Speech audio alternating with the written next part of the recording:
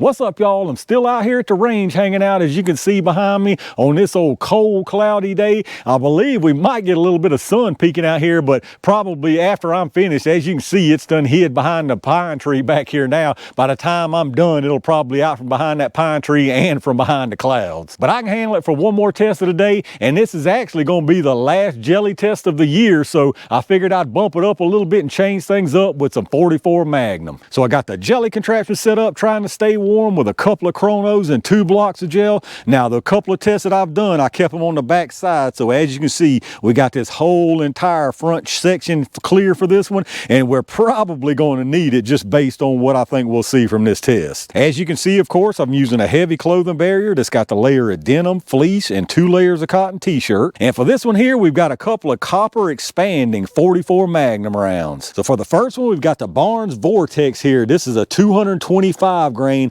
solid copper expander with their XPB projectile in it. As you can see here, there's your cartridge, brass case with that copper expander. Very, very deep cavity on that thing right there. So I feel like we may get some expansion even out of the short barrels from this one. Now, the velocity on this is saying 1,275 feet per second, and that was from a 7.5 inch barrel. So these are rated from shorter barrels like that. Not quite as short as what I'm using here today, but I'm curious to see just how short we can go to get the performance. So 225 there on that one, and then we've got the Hornady Handgun Hunter here. This one is a 200 grain, so a little bit lighter. Again, solid copper expander. There you can look at the cartridge, brass case. Now this one's a lot different looking here. You got that solid copper expander, but this one's full of jelly down in there. So they got that whatever polymer, gel, silicone type filler in that one. So difference as far as that goes. And there's a difference on the velocity here. Again, this is 25 grains lighter, but this one is saying 1,475 instead of 1,275. So 200 feet per second faster.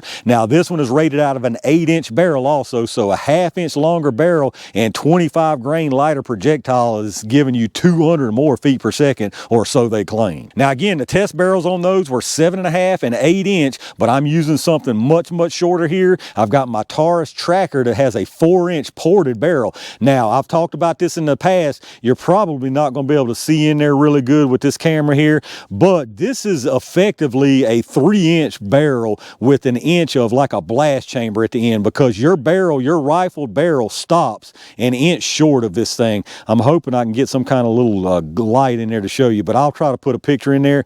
But it's an inch short. You stop an inch short of the end here. This entire inch is just an oversized blast chamber, no rifling or anything in that last inch. So it should be pretty interesting to see what they do out of the shorter barrel. I have tested 44 Magnum Lever Evolution out of this same revolver here, and it actually performed well despite being rated out of the 7.5 and 8-inch barrel. So hopefully we'll see the same with both of these rounds. So this should be a pretty interesting test. Hopefully it's not only interesting, but shows us some good performance. But let's get it all set up and see what happens. All right, let's see how fast this stuff's moving from the short barrel. I'm gonna do a 5-round average from each one of them. We'll start with this Barnes Vor-TX first. Now you're gonna see multiple velocity readings from this radar. The large number is right here at the muzzle, and then you've got 5 across the bottom. The first one there is set for 3 yards, which is roughly where the gel is here at 10 feet. And then the others are set for 10, 15, 25, and 50 yards.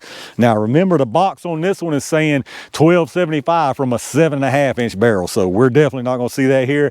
If I'm guessing here, I'd say we're probably gonna drop down to about 1100 right here. So let's see what happens out of this short barrel.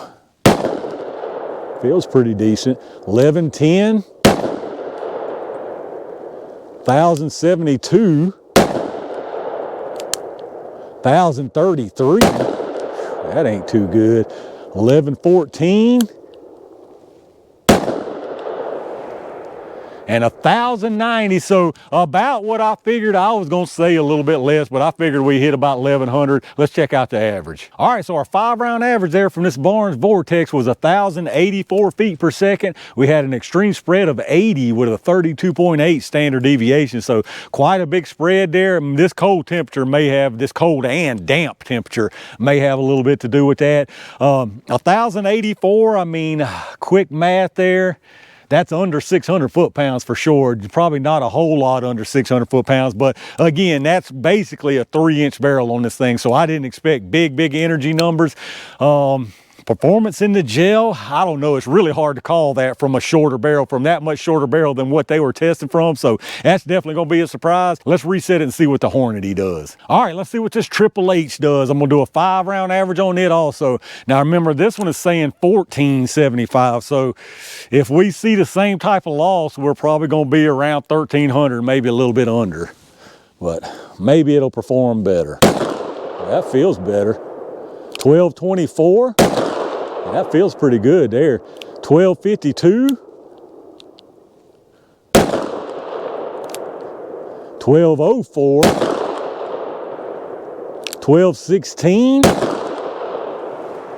And 1228, so that one definitely felt better right there. Now, obviously, it was a different weight, but still, it felt a little stronger. Let's check out that average. All right, I think I'm liking the looks of this stuff right here a little better so far. Our 5-round average that time was 1225. Now, obviously, that's from the lighter 200 grain projectile. A little bit better extreme spread, this one here too, with 48 and a standard deviation of 17.8. So that right there is, let's see, 200 grain projectile. Yeah, now you're back over 600 foot-pounds. Over 650, so probably upper 600 foot-pounds of energy out of this one here. So 1225 here, and if you remember on that Barnes, it was 1084, granted, different weight projectile and all. All that being said, I really still don't know how to guess on this one as far as gel performance. They're looking for a lot more velocity as far as what they're designed for, so maybe that projectile is good enough to do well with that lower velocity, but we'll definitely find out. Let me get it all reset, and y'all know what time it is. All right, y'all, it's well less than 8, still perform great jelly time. I'm gonna put one of each into the gel, starting with this Barnes Vor-TX first. Again, I'm kind of at a loss as far as what to guess on this right here, but hopefully it shows us something good.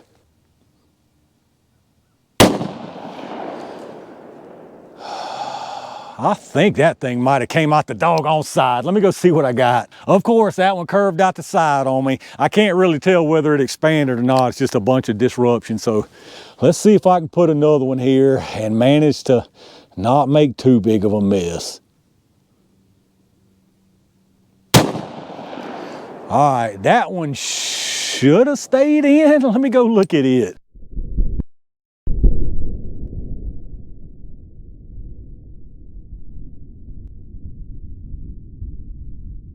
All right, that's more like it right there, and it's looking incredibly nice down there.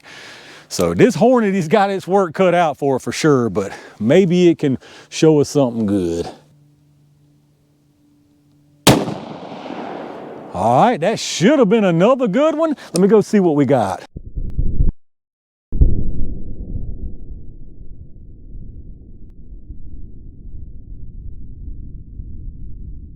All right, let's check out what we got down here, y'all. I would say I'm a little surprised by this, but I'm actually very surprised by this. I even had some towels down at the end to catch these things just in the event that they did go through. I didn't think they had enough energy to go through, but if they didn't get any expansion, it was very possible, but totally not what I was expecting right here. Both of these things had some incredibly nice performance. Now, unfortunately, up on the top here, this one curved out the side. I hate that, but I'll pick y'all up and show you right behind it. The size of the disruption is pretty much the same as what you're seeing right here. Very, very nice disruption, really nice energy transfer all the way through this first block. You can tell that round didn't care anything about no cloth. All the way through the first block into this second block, probably about 1.5 inches, and you've got some incredibly nice expansion on that projectile. Now, of course, that was the Barnes, and then down below that's the Hornady. Once again, very, very nice looking performance. It comes in here, immediate expansion, no doubt about it. Very nice energy transfer again, all the way through this block once again. And this one actually stops about 1/4 inch or so shy of the end of this first block, and it's sitting down here backwards. Now, I don't know if it tumbled somewhere in here. This doesn't look like tumbling. It could have been from maybe some kind of rebound tumble. It's hard to say without super slow-mo, but either way, it's sitting down here backwards, but it also still has some very nice expansion on it. Now, as far as the penetration on them, the Barnes here at the top is out to 17.5 inches. So absolutely beautiful penetration right there. And then once again, down at the bottom there, the Hornady is 1/4 inch shy of that first block. So 15.75 inches right there. And once again, absolutely beautiful penetration from both of those. And then here's your close-up look again. And at the top there, behind that one, both of these are the Hornady, but obviously that front one's curved out the side right there. But if you look behind it, that's the one we kept. So you can see there, very, very nice disruption all the way through that first block, travels into the second block, and beautiful expansion. And then dropping down below those, that's the Hornady. Again, very, very nice disruption, energy transfer all the way through this block. And there you can see the projectile back there. Again, very, very nice expansion, but it is sitting backwards for whatever reason. And then here you are from above. There's the Barnes that was really hard to see. That one in the front, the curved, and then the good one. As you can see, that's some incredibly nice looking performance right there. All the way through that first block, and very, very nice expansion. And then the Hornady down there at the bottom, a little bit tricky to see from above here, but you can see both of those things gave us some very, very nice performance. All right, let's check out these projectiles. More really, really nice looking copper rounds. I think every test I've done today was copper rounds, so I definitely got to see some cool looking expanded stuff. These look really, really nice. This right here is the Barnes. This is the Hornady. As you can see, this Barnes looks absolutely incredible. Fantastic even expansion right there. Really, really nice to see that. Again, I had my doubts with that lower velocity, so much lower than what they were claiming that this is designed to work with, but this is very impressive right here from what was essentially a 3-inch barrel. And then of course you got your Hornady here. Now you can see this one did exactly what it was supposed to do. It doesn't look as impressive because it's not flared out like this Barnes is, but this is just exactly what this is designed to do. That insert there, like I've already seen doing my own testing, is designed for controlled expansion, and that's exactly what this did. It controlled that expansion. It kept it from over expanding, so you still got adequate penetration. So we got exactly what we were supposed to get from this. Now, one thing I am noticing is that rifling is really dug in on this one here. I don't know how well y'all gonna be able to see. I mean, that rifling is super dug in. I don't know if it's on, it's not nearly as aggressive on this one, but it is still kind of aggressive here. So that Taurus may have just a tight bore, or just, I hadn't run it a whole lot, so it's definitely got some really aggressive rifling. But let's get us some measurements to see what we got there. We'll start with the weight. Now this Barnes started at 225. And it's at exactly 225.0, so no surprise, nothing lost there. The Hornady was started at 200, and that's actually at 199.8, so I'm very curious though. This thing is really jammed in there, this insert. I mean, it's really in there. I'm probably gonna tear it in half trying to pull it. No, it popped out. That's quite a good size on that insert there. Check that thing out, y'all. And it's really, really soft. Some of them are harder than others. This one's really, really soft and squishy insert. So if we measure it without that insert, then we're down to 195.6. So that thing is actually 4 or 5 grains just with that insert. And then as far as our sizes, obviously we've got a big difference here. We'll start with the Hornady. We got 630 and 639. So nice even expansion right there. And then on this big old Barnes here, you got 834 and 836. So massive, nice even expansion there, and a whole lot more versus that Hornady. And there you go, y'all. 44 Magnum Barnes Vor-TX versus Hornady Handgun Hunter. Very nice performance from both of these in my opinion, especially considering that these were run through what is essentially a 3-inch barrel. I mean, it's only 3 inches of rifling in that barrel. Even if you say 4-inch, I think this is really, really nice performance for the weight of these from a 4-inch barrel. I would have absolutely no problem running either one of these through that Taurus. Now, in this case, if I had to pick a winner, this would be a very, very difficult choice.